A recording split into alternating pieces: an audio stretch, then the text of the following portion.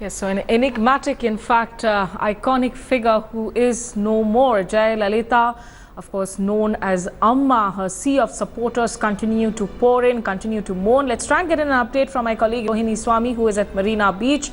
We will also be later on joined by T.S. Sudhir, senior journalist. Rohini, coming to you first, of course, earlier on we saw that outbreak of emotions. We saw, in fact, anger and violence to play out following the news of Jayalalitha's death. Chennai is mourning, but is Chennai calm now?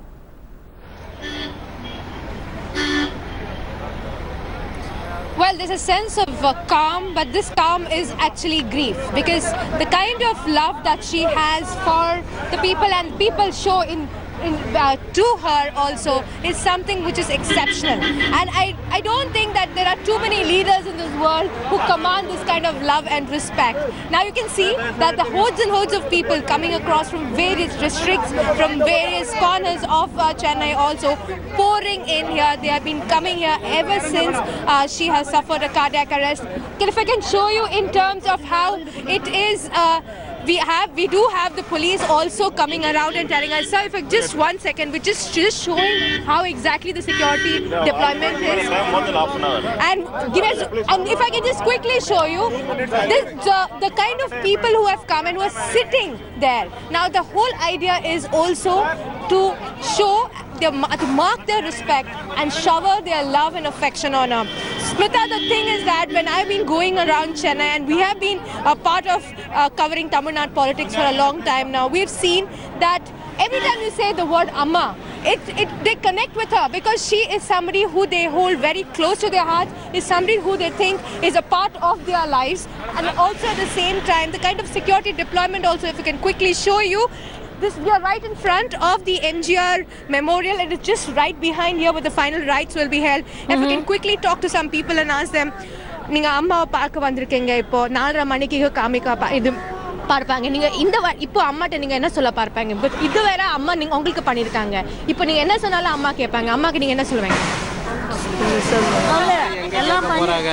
என்ன சொன்னாலும் நீ என்னத்தை கேட்க போறாங்க? அம்மா நீங்க என்ன சொன்னாலும் மனசால சொன்னாலும் என்னால அம்மா கேட்பாங்க, என்ன சொன்னாலும் அம்மா கேட்பாங்க, மனசால சொன்னா என்ன? மனசாலையா சசிகலா மட்டும் இந்த கட்சியிலேயே இருக்கக்கூடாது, சசிகலா உயிரோட கூட இருக்கக்கூடாது, தமிழ்நாட்டிலே இருக்கக்கூடாது மொத்தத்தில். ஏன் அப்படி சொல்றீங்க? இந்த அம்மா சாவு வந்து இயற்கையாக நடக்கல, சசிகலாவுடைய சதினால தான் நடந்தது. நீங்க அம்மா கிட்ட சொல்ல பாருங்க. See, usually when I have covered here, the moment I say Amma, they actually chant. But here they're trying to keep a grim, it's a grim situation here. I know what one person just told me is that Shashikala should not be in politics, because they feel that she will not even match up to the way Amma has performed till now. Okay, Rohini, do stay with us. We'll come back to you for more details. But Jayalalitha's mortal remains, of course, have been taken to Rajaji Hall for supporters and party cadres to be able to pay tribute. So one last tribute to their favourite leader. Thousands have thronged to Rajaji Hall to catch a glimpse of the leader who is no more. Her last rites, though, will be performed at Marina Beach and the MGR Memorial later in the day. Noted political leaders, actors have also reached the site to pay respects. Actor Rajnikant, along with his daughter Aishwarya and son-in-law actor Dhanush, were seen paying homage to the iconic Tamil Nadu leader. Jayalalithaa passed away late last night at 11:30 after a prolonged battle in the hospital. She had suffered a cardiac arrest and never regained consciousness after that. At the Chennai Marina Beach, the world's second largest beach, and preparations are going on in full swing for the final rites ceremony of Chief Minister Jayalalithaa. Right now, you're seeing the visuals of the aerial surveillance which is going on here, and it is not just the aerial surveillance, but forces from all paramilitary, CRPF, the local police, everybody have been deployed here, and it is seen that not just the people of Tamil Nadu who want to meet and pay respect to Chief Minister Jayalalithaa coming in here, but batches and batches of police officials are being deployed here to ensure that there's a peaceful event that goes on at today's evening's event. At 4:30 p.m. is when it is said that Chief Minister Jayalalitha's mortal remains will be laid to rest, and it is seen here that all the preparations are going on in full swing. All the necessary areas are being barricaded, and human chains are being made here just to ensure that everything goes on a smooth way. And also, it is seen that it's not just the police officials who are working here really hard, but emotions are really high here with general public coming in large numbers, not just from Chennai, but also from other districts as well, to pay respect to their leader who lost her life last evening. With camera person Vijay, this is Akshana from Marina Beach for India Today. Of course, Jayalalithaa has been one of the most iconic leaders. It remains to be seen which way the Tamil Nadu politics now really kind of shapes up, because on the one hand you have Jayalalithaa who's passing away, on the other hand Karunanidhi, the DMK Supremo, he has been ailing himself. Rohini Swami continues to track, of course, the last rites. Rohini, keeping in mind the sea of supporters, we know that there are 6 chief ministers, the foreign minister of Singapore, they're all attending the last rites. Is there a change in timing? What are we expecting, in fact, to happen from here on?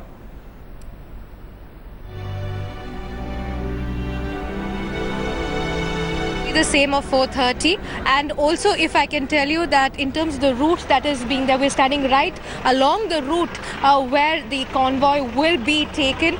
At the same time, what we've been given to understand is once it leaves Rajaji Hall, it will not go, it's just a 5-minute drive from there to the MGR Memorial, but this one won't be a direct, they'll take a detour because she is the leader of the masses, and they wouldn't want people to also offer their prayers and their last respects, so they're going through from Rajaji Hall. They will be going through certain areas through the University of Madras. They will be detouring towards Nepe's Bridge, the War Memorial, and then finally coming to the MGR Memorial here. So that will take another 15 to 20 minutes, but it's expected that they will be leaving Rajaji Hall around 4:15, 4:20 to come here around 4:30 or 4:45.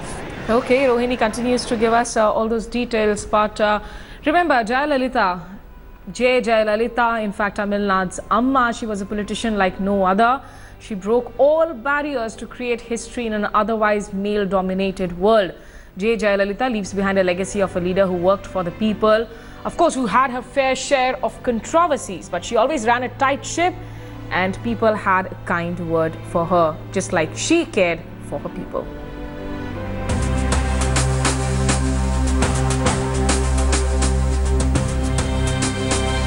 From being the heartthrob of millions to becoming Amma, the mother incarnate of Tamil politics, is a feat in itself. But in a male-dominated patriarchal socio-political reality, it was Jayalalithaa who redefined how the game could be played. At any given point of time, I did what had to be done. When I felt something was going wrong and I had to stand up and be counted. When I felt some injustice was being done and I felt I had to stand up and fight for what I believed was justice. I never stopped to think whether I'm a man or a woman or whether what I'm doing is right. I felt I had to do this, I did it. I did whatever I thought was right. Jayalalithaa was far from being the stereotypical film heroine of her times. She fought against her own destiny to emerge as a success in public life. Over the years, she assiduously created the Amma aura as an all-pervasive mother metaphor to shield herself from public scrutiny. She allowed rumor and secrecy to define her life, cultivating it deliberately as part of this aura. We always have to think of the people's aspirations, लोगों को क्या चाहिए, उनकी ज़रूरत क्या है, and अगर हम सच्चाई के साथ काम करें तो हमेशा सफल होंगे. A mere 15 years an actress, but close to 4 decades of politics, Jayalalithaa remained a superstar almost her entire adult life. And that came about because it was not in her nature to take defeat lying down. Every adversity that life and circumstances threw at her made her come out stronger. On her side, she had intellect, she had the will, and she had charisma. Qualities that made people follow her, often blindly and unstintingly. There are several instances from a turbulent life that give a glimpse of the steel that bulwarked the image of the single woman taking on the odds. Any political leader in the topmost position always has to be a loner. They always are. Whether man or woman, it makes no difference. As an actress, she had once stood down a mob in Mysore. A stick-wielding, irate crowd had broken into the studios where she was filming. They had come to beat her up because in a magazine article she had claimed to be a Tamilian and not a Kannadiga. Unruffled and unafraid, she stood in front of them and had repeated a statement in Kannada. "I have not said anything wrong. Why should I apologize?"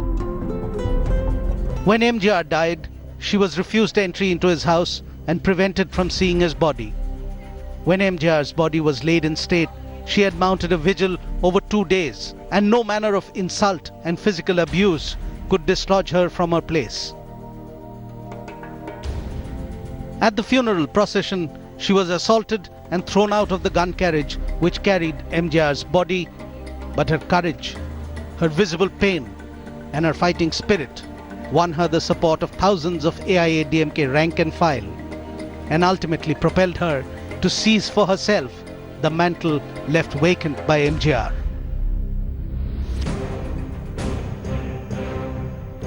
Once she came to power, Jayalalithaa turned imperious, keeping a subservient rank and file in line with a carrot and stick policy. In the way things worked out, she often brushed aside many vestiges of democratic practice. The idea was to get the job done and not dwell on the method. In a massive image-building exercise, she inserted a benevolent picture of herself into popular consciousness. From Amma water to Amma canteens, hers was the presence that was everywhere. This subliminal programming held sway over her vast support base, never quite letting one forget that in Tamil Nadu, it was Amma who cared for her children. It is an enduring legacy. The benevolent welfare measures, largely aimed at women and children, contributed to her deification in her lifetime. In our party, there is no succession, what shall I say, procedure, no procedure of succession, and there's no heir apparent waiting in the wings. At some point in the distant future, someone will emerge who is able to command grassroots support in this way, like Mr. MGR did, as I do today, and that person will become the leader of the party. Jayalalithaa ensured that her legend, more as a ruler than as an actor, will live on after her time. A compassionate mother to the poor, but also an omnipotent force who unleashed her wrath on those who failed to do her bidding. Jayalalithaa will be remembered as the remarkable woman who stamped her personal mythology on the misogynistic history of Tamil politics.